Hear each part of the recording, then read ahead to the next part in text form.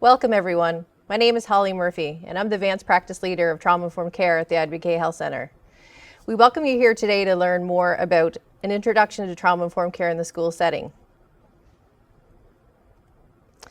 We would first like to acknowledge that we are in Mi'kma'ki, the traditional and unceded territory of the Mi'kmaq people. We are all treaty people. We'd also like to mention that this is a partnership between IWK Health and the Department of Education and Early Childhood Development. This is a great partnership that we're looking at how we can partner together to create different learning opportunities and supporting our workforce. As we start this presentation, please keep in mind to be comfortable, find a comfortable place. Know that we will be talking about trauma today, also trauma-informed care and resiliency. So there may be things in the presentation that you may reflect upon that may be upsetting as you think about it in the context of students that you work with, or even in the context of yourself and your family. So please take care of yourself throughout the presentation. Please feel free to pause at any time because you do have that luxury to do that with this presentation. So we welcome you to do what you need to do to take care of yourself. Today's learning objectives are first to create an awareness of trauma and trauma-informed care. And then the second one is to look at how the principles of trauma-informed care look in the school setting and in the classroom setting. So when I say trauma, what comes to mind for you? So when we talk about trauma, we really use a broad definition. So we're really looking at trauma as being anything that overwhelms somebody's capacity to cope.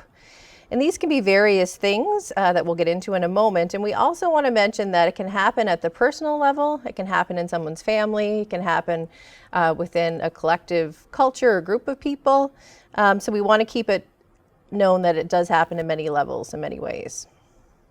So what may cause trauma? So it may come to mind things such as war, natural disasters, maybe if an accident happens, thinking about abuse or violence. And what also may cause trauma too is looking at things that have happened in society. It could be in the past or in the present. So things such as racism that currently is happening, thinking about things in the past such as residential schools, thinking about people that may have lost their jobs or are homeless, and thinking about in the context of the children and youth that we work with, thinking about their families. And are their families, maybe they're not experiencing certain things directly, but maybe their parents are, their grandparents are, maybe there's some intergenerational trauma in the families and experiences that they have had that haven't been great for them. And also in the school setting, we want to be thinking about trauma that may be happening, such as bullying in the schools. So we know that that can happen as well. So we want to be thinking about all these different types of trauma. And if we think about our children and youth as well, we want to be thinking about things such as abuse and neglect.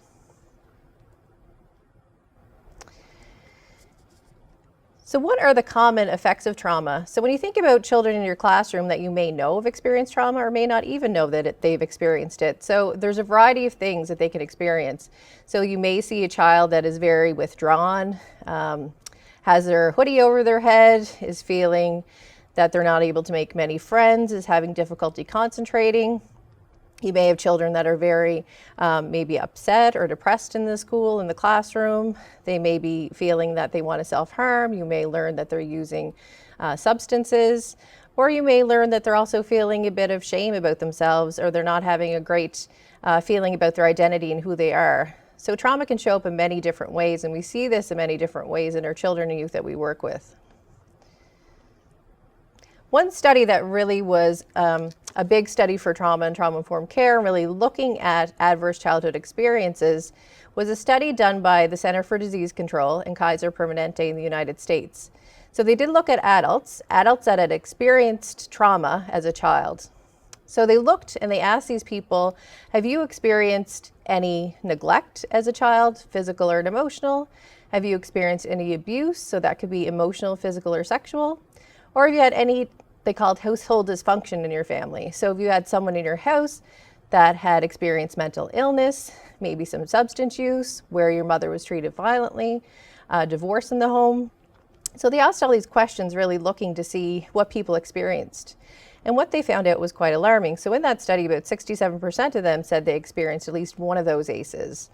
Women were more common than men to experience 5 or more ACEs. And we also found out some stats about in childhood, About 87% of children and youth said they experienced a traumatic event and actually associate it with that having suicidal ideation or suicidal attempt.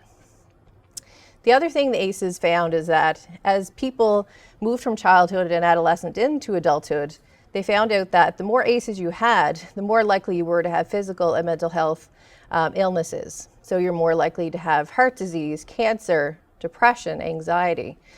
So many of these diseases they found out later, again, the more ACEs you had, the more likely you were to develop these. The other thing that we wanted to show was the pyramid. So the original ACEs pyramid started with the adverse childhood experiences, but over the past couple of years, they've added a couple of bottom tiers, which is really great. Because we do know the impact of generational trauma, historical trauma has an impact on children and youth. We know that the social conditions, so people are growing up in poverty, don't have access to education. This can also be looked at in the local context, what is happening in our communities, and are they supported? And then as we look into ACEs and we think about our children and youth that we're in the schools with, we may start to see disrupted neurodevelopment in the school setting. In elementary, we may start to see them not being able to concentrate, again, not having those great pro-social relationships, and not being able to really function as well as they might want to in the school setting. And then when we see them as teenagers, we may see them adopting health risk behaviors such as using drugs or alcohol. They may start having unprotected sex and different high risk behaviors such as those. And then into adulthood, we tend to see those diseases that I mentioned show up. So the heart disease, depression, anxiety, cancer, and also some social problems. And if they engaged in some activities as youth that may have been high risk, maybe now they're becoming a bit more in trouble with the law, or there's other outcomes associated with that. And the other thing that they noticed with the ACEs study is that if you had 7 or more ACEs, it actually could take years off your life, so up to 20 years off your life expectancy, and that is huge. So we talked about the US study, so now we're going to talk about the Canadian stats. So how common is it in Canada? So when we looked at this, we found some studies looking at Canadians, and at least 76% of them have experienced one traumatic event. In an ACEs study done in Alberta, they concluded that 56% of the population had experienced at least one ACE, and having one ACE score increased the probability of experiencing another by 84%. So we also do have some data from Nova Scotia and Lunenburg that tells us that 73% of the participants in that study had at least one ACE score, and 31% had 4 or more. So this is quite high in Nova Scotia. So that is something that we want to take into context, that we do know that, trauma is prevalent, and it is prevalent in Nova Scotia. On the flip side of trauma is resiliency. So we can think of a lot of students, a lot of children, a lot of youth, families that have gone through really hard things and that we may even define as traumatic, but they may not define it as traumatic, and they're very resilient. They're able to cope, they're able to adapt, and we're quite frankly in awe of them that they've gotten through all of that. And the research really indicates that it's not the objective severity of the event that makes it traumatic, but it's a person's perception. So if they perceive it as traumatic, it is traumatic. And if they don't perceive it as traumatic, then it isn't to them. So that is something really to think about when you're working with children and youth. The other piece that we want to mention, and some great research from Michael Unger, is really looking at the context and really looking at the ability of people and individuals to navigate their way to the resources that they need is really important, and able to negotiate these resources to be provided in culturally meaningful ways. So really looking at, as a community, as individually, how do we help these students navigate our systems? How do we help them to find meaningful resources from them that are culturally meaningful for them? Another big message that we want to get out there is healing and resilience building happens in relationships. So as people working in the school system, this is really huge. So you may be the first person that this child or youth has even trusted or built a healthy relationship with, and this is where healing happens. So by you just being present, being there, being a safe adult, makes a big difference in that child or youth's life. So now we're going to talk about what is trauma-informed care. So trauma-informed care is a universal, proactive, strengths-based approach looking at how we understand trauma, knowing that it's prevalent, knowing that different people respond differently, and that we need to respond to meet their needs. And the principles of trauma-informed care are really used as guideposts that create safety, both in the psychological sense, physical sense, and cultural sense. And we want to do this for both our students, their families, and for us as staff working in that system. The principles of trauma-informed care are 5 principles, and the first one is safety. So we're looking at how do we create safety in that physical, psychological, and cultural sense. So even walking into a school, does it feel welcoming to the students? If they're from diverse backgrounds, do they see themselves, in the artwork in the school? Are there ways that we can make it more welcoming? Do we have calming, corners in our areas in our classrooms? Are there ways that we can help children regulate and have those safe spaces? And also those safe relationships, which gets into the next principle, trustworthiness. So we want to create those safe, beautiful spaces, but they can be beautiful, but if we're not in a trustworthy relationship with the individuals, that's not really going to make it be trauma informed. So we want to have those safe relationships with people, feeling that they can trust us, that we follow through on what we're going to say we're going to do. And if we can't do something, that we're telling them that, we're being transparent and saying, I wish I could do that, but this time I can't. So really just having that open, transparent, trustworthy relationship with people, letting them know what are the rules of the school, what are the boundaries, what does happen, what are consequences, because consequences do happen, and how do we work together to kind of meet those. And that's a part of collaboration. We really want to be working with the students and their families and us as partners, really finding out what is working for them and how do we work the best together. And when we look at the principle of choice, we're looking at, depending if we're working with a 5-year-old, a 15-year-old, what is developmentally appropriate for them. So maybe the choice is just picking out what book do you want to read, or maybe it's what assignment do you want to do, kind of looking at what are the choices that you can offer that you can't actually offer. And empowerment is a really big one. So we know children and youth that have experienced trauma may not feel that they have a great self-identity, but they do have great skills, and we need to help them to identify those. So maybe they're really great at basketball, they're really great at math, they're really kind. So how are we identifying these things and really strengthening their identity by helping them to see the greatness in themselves? The other piece of trauma-informed care, as I mentioned, is it is for students and for families, but it's also for us. So it is for the staff working in the system. So unless we feel safety, trustworthiness, choice, collaboration, and empowerment, we're not going to be able to provide that for the students. So we really need to find out, how do we feel that in our own systems? So the principles are the same for us. Do we feel safe physically, psychologically, and culturally in our environments? Do we feel that we're trusted in our work? Are our boundaries clear? Do we know what our jobs are and how to do them? And if we don't, how do we get help? Do we have choice in our day-to-day work? Are there things that we're really good at that, would provide some empowerment for us and some joy? And are there ways we can embed that into our work?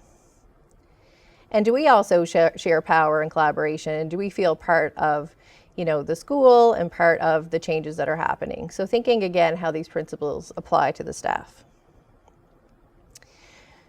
We really love this quote because it encompasses what we really want to happen. It's, how do we do our job well while staying well? And really that's what it is. We get into these jobs because we want to help, we want to teach, we want to support people. And how do we continue to do those awesome jobs that we do while we also stay well? We want to be able to go home and be well for our family and our friends, as well as the students and families that we support. The other piece we want to talk about is community partnerships. Community partnerships are really important because, as we know, the students that we work with are not isolated just to the education system. They may also come in our health system. They may be in our justice system with other community partners. So how are we really figuring out, as different systems and partners, to communicate together to meet the needs that are best for that child? So how do we work together as systems? And we hope this is one way between the IWK and Department of Education and Early Childhood Development that we can do this. So I want to take a moment for a reflection. And I want you to think about, how do the principles of trauma-informed care show up in your classroom or school? So how do you see safety, trustworthiness, choice, collaboration, and empowerment showing up? Are there things that you do well and want to celebrate?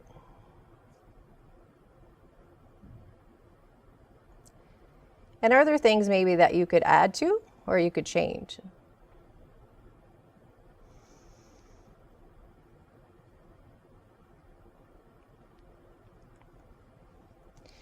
When we look at trauma-informed care, we're really looking at really collectively coming together to kind of reach this goal.